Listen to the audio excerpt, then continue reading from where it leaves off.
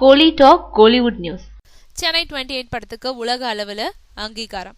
2007 வெளியான படங்கள்ல பலரையும் திரும்பி பார்க்க வச்ச ஒரு படம் சென்னை 28. இந்த படத்தோட மூலம்தான் நடிகரா இருந்த வெங்கட் பிரபு இயக்குனரா அறிமுகமானாரு.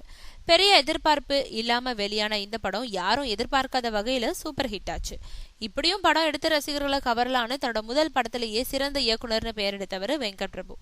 சென்னை 28 படத்துக்கு அப்புறம் வெங்கட் பிரபுவோட கெரியர் மலமலன்னு உயர்ந்துச்சு. அது மட்டும் இல்ல, இந்த படத்துல நடிச்ச சிவா, ஜெய், விஜய் வசந்த் உள்ளிட்ட பலரும் இந்த படத்துக்கு அப்புறம் ஒரு பெரிய ஹீரோவா ஆனாங்க.